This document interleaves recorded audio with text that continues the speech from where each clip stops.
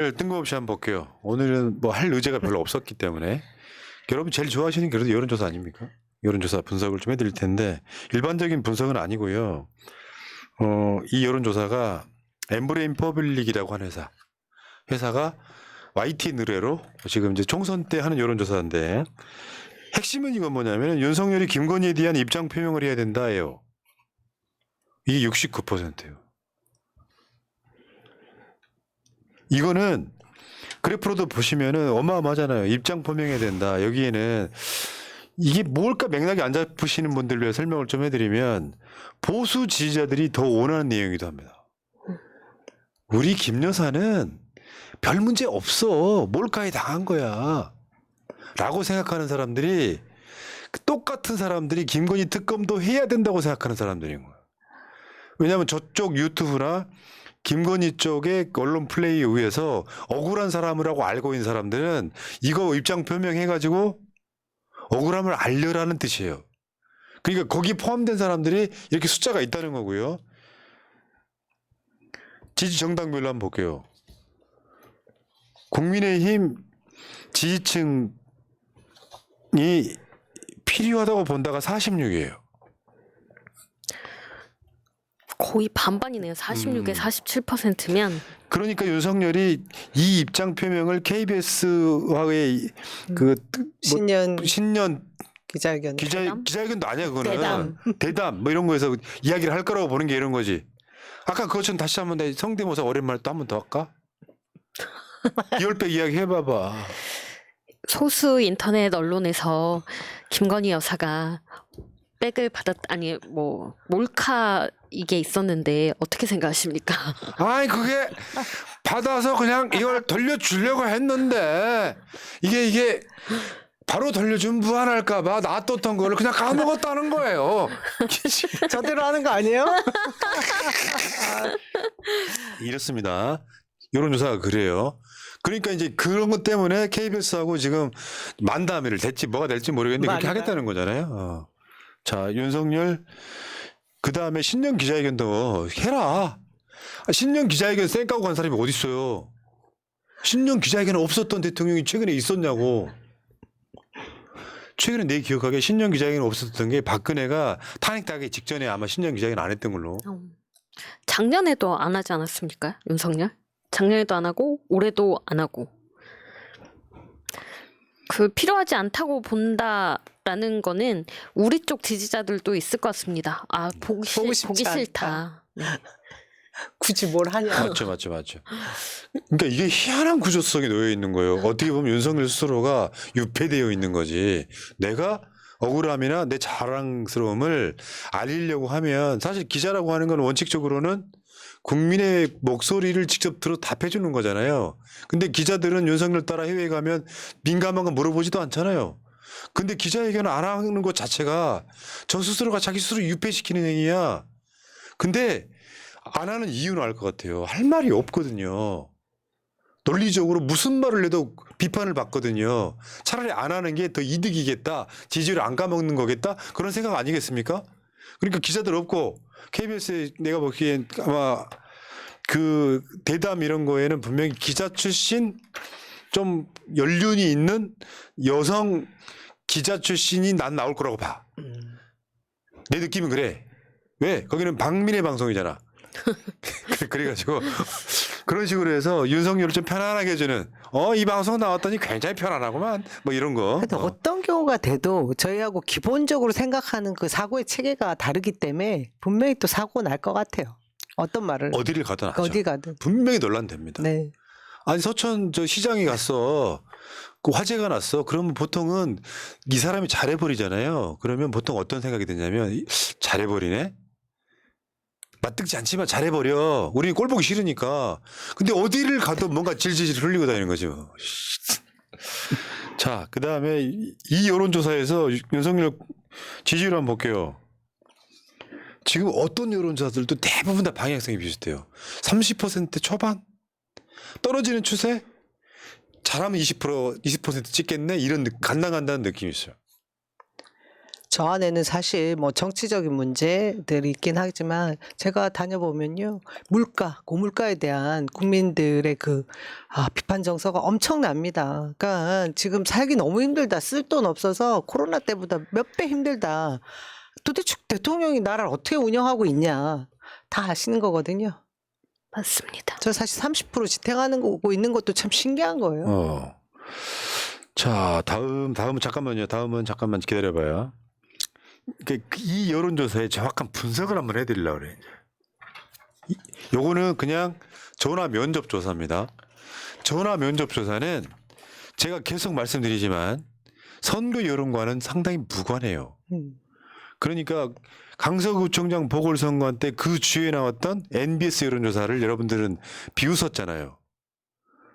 그 여론조사에서 국민의힘이 민주당을 앞서요.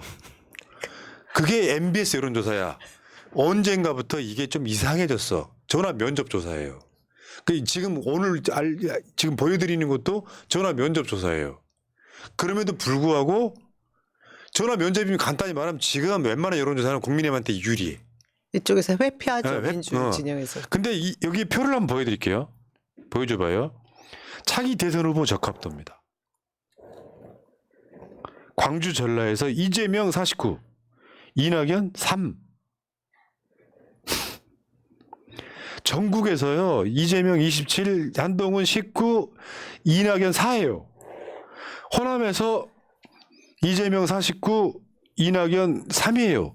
근데 우리들 생각에는 한 77 정도 나와야 되잖아요. 그게 아니고 지금 대선 국면이 아니기 때문에 일찌감치 마음을 정해놓은 사람이 49%라고 보시면 돼요. 그러다 보니까 이재명 대표에 대한 배신행위라고 있는 윤석열을 이롭게 하고 있는 이낙연에 대해서 오히려 탈당한 이후에 지지율이 더 떨어지고 있다는 뜻입니다. 더불어민주당 지지층으로 한번 가볼까요? 71%. 이낙연 3%요. 이렇게 된단 말이에요. 민심이. 그런 지지율이 오를 수가 있나요? 간단히 말하면 초반 프레임에서 이재명이 악이고 이낙연이 선이었다면 저렇게 안 나오죠. 민주당 아사리판 나버리죠.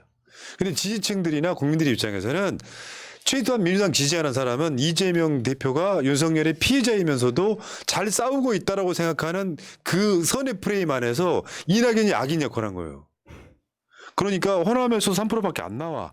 아까도 말씀드린 것처럼 호남에서 3%밖에 안 나오면 이 말은 지지가 아예 없다는 소리예요. 밖에 나가서 이낙연 지지를 이야기하지 못한다는 소리예요. 노인정에서도 말 못한다는 소리예요. 그런 지지율이 안 오르니까 이준석 입장에서 이낙연을 비웃을 수밖에 없지. 뭐 하세요? 가서 지금 어이 노인네 저기 호남 가가지고 지지율 좀 가져와 보라니까 그때는 내가 우리 당에 좀 껴줄게. 이런 느낌인 거예요. 30살 이상 어린 친구한테 그렇습니다, 진짜. 그것도 국회의원 한 번 못 해본 사람한테 들을 말입니까? 다음 한번 볼게요. 다시 말씀드리지만 이건 전화 면접이기 때문에 민주당한테 유리하지 않은 여론조사예요. 건데도 불구하고 저래요. 사람이 물어보고 윤석열이 독재하고 막 테러 일어나고 이런 상황이 되면 말 표현 잘 못하는데도 불구하고 총선 투표 정당 지역구로 한번 보겠습니다. 지역구. 내가 이런 질문이 들어오면 내가 우리 지역에서 누구 찍을 것인가에 대한 얘기인데 구체적으로 누가 나와 있지 않으므로 나는 민주당 후보 찍을 거야? 국민의힘 찍을 거야? 이거예요. 광주 전라에서 민주당 집계수 하는 게 44입니다. 이낙연 신당 집계수가 1이에요. 1. 그럼 이 사람 자체가 지역 기반이 아예 없는 거잖아요. 다른 지역이 더 높아. 봐봐. 이낙연 신당 집계수 대구 경북 6, 부울경 6, 충청 5, 경기 인천 4, 서울 2. 저 오차범위 플러스 마이너스 5 보통 하면 광주 전라 1. 그러니까 완전히 황야에 나갔더니 생각보다 너무 추워가지고 지금 귀때기 날아갈 상황인 거야. 먼지가 돼요. 네, 대구 경북에서 이준석이 주도하는 신당이 4인데 이낙연이 주도하는 신당이 6이면 이 사람들은 자신들과 가까운 사람을 이준석보다는 이낙연이라고 생각하는 거 아닙니까? 그렇죠. 예리한 분석이네. 근데 그리고 이런 것도 있어. 이를테면요. 전화 면접 조사에도 MBC가 얼마 전에 했던 것처럼 패널 조사 이런 게 있거든요. 근데 여론조사를 보면은 한 번, 그러니까 안심번호 받아가지고 대부분 안심번호 받으면은 2번 전화를 해요. 근데 왜, 그러니까 이게 우리가 계속 말해왔던 얘기긴 한데 여론조사라고 하는 게 여론조사하는 시간대가 굉장히 중요해요. 내가 만약에 작심하고 민주당 지지율 안 나오게 하겠다 그러면은 일과 시간에 전화하면 돼요. 내가 지금 민주당 지지자인데 내가 한참 일하고 있는 시간에 방송하고 있는 시간에 전화 받아요? 근데 2번 전화하면 여론이 달라집니다. 뭐냐면 2번 전화하면 받았던 시간대가 아닌 시간대 일과가 끝난 뒤에 저녁 시간대 전화를 한다고 쳐요. 그럼 응답률이 민주당 높아요. 지지가 훨씬 많이 잡혀요. 왜? 업무 시간에 전화를 해버리면 안 되는 상황이 있기 때문에. 이런 관점이 있어서 오늘 MBS 여론조사 같은 거 보시면서 실망하실 필요 전혀 없습니다. 선거는 자동응답, 기기가 물어보는 전화 여론조사가 훨씬 정확할 가능성이 매우 높다. 참고만 하시라고요. 다음에 총선 투표 정당 비례대표는 누구를 찍을 것이냐에 대한 질문이에요. 광주 전라만 보겠습니다. 민주당 44, 이낙연 3. 지금 그 비례정당에서 지지율 3%예요, 5%예요? 일석 얻는 게. 캡 3% 이상 아닌가요? 그 3% 정도 얻어야 일석 얻는 거예요. 연동형 선거에서. 그렇죠.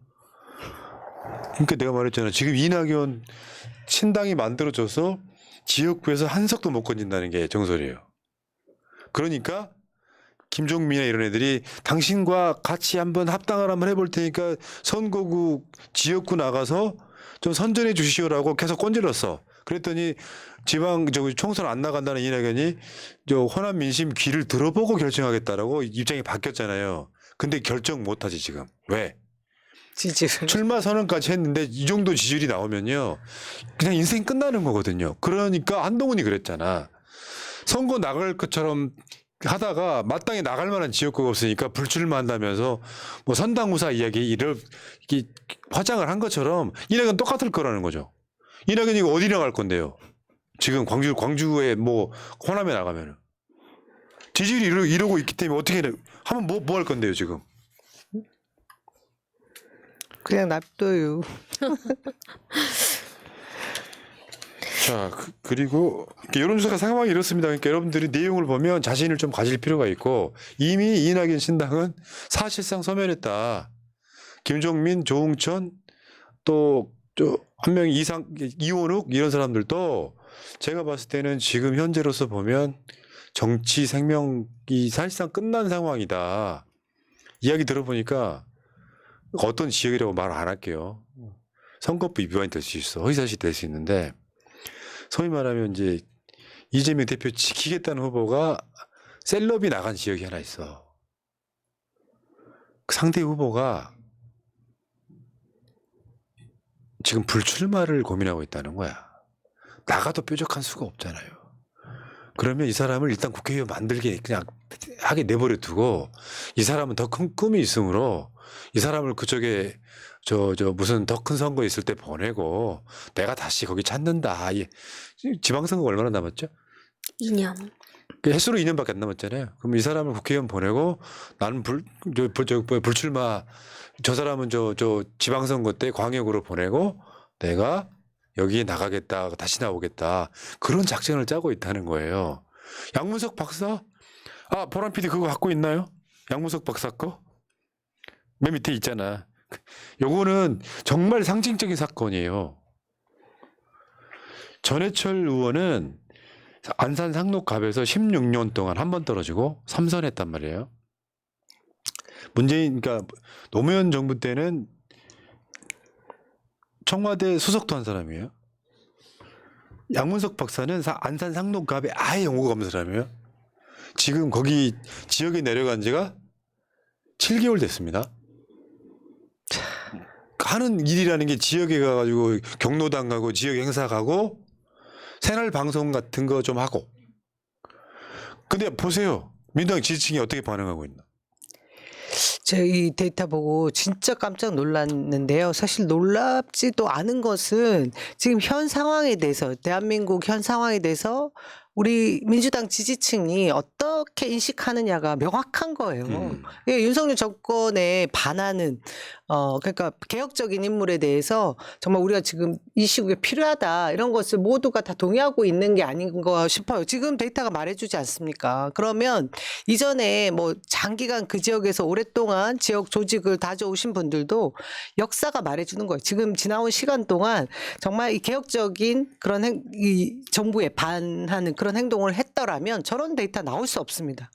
그러니까 저는 아무리 뭐 레거시 미디어가 다 같이 뭐 현 정부의 아주 우호적인 그런 기사들을 내놓고 해도 깨어있는 민주당 지지자 뭐 그런 분들은 결코 그 가짜 뉴스 같은 그런 뭐 뉴스에 절대 뭐 조응하지도 않고 정말 민주당 총선에서 어떤 인물들이 발탁이 돼야 되는지 국회의원이 네. 돼야 되는지에 대해서 다 동의하고 있다. 저 데이터 하나로 그것을 드러내고 있다고 봐요. 그러니까 옛날에는 국회의원들이 여의도 담장 아래에서 자기들끼리 밀실에 만나가지고 나에게 당수 공천 주시오 하고 단수 공천 돼가지고 민주당 지지세가 많은 곳에 내려가 당선됐어요. 네. 이원욱이 그랬고 전해철이 그랬고 이렇단 말이에요.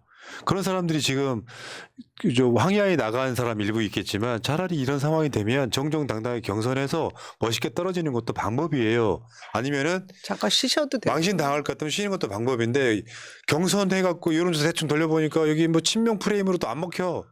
친명 비명 프레임으로도 안 먹혀. 막 이렇게 하면 나중에는 비방하다가 떨궈져 나가면 다시는 복당 못해요. 이 국면에 나간 사람들 다시는 복당시키면 안 돼요. 제가 늘 인터뷰 때 그런 얘기를 하는데 뭐 친노, 친문, 친명, 비명 이런 얘기들을 언론에서 계속해서 떠들잖아요. 저는 저한테 그 질문이 훅 들어올 때도 늘 얘기합니다. 전 친당원파.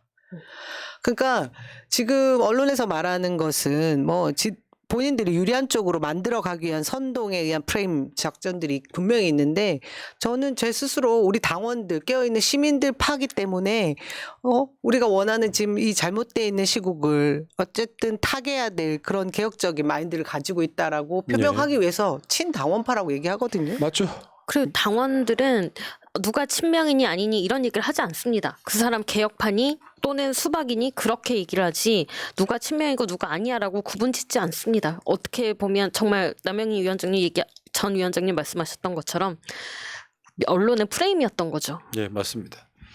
자, 여론조사 이렇게 좀 봐드렸고요. 민심은 이렇게 굴러가고 있다. 실제로 저는 민주당하고 국민의힘이 전체로 보면 한 15% 정도 차이를 내고 있다고 봐요. 수도권은 치명적이지.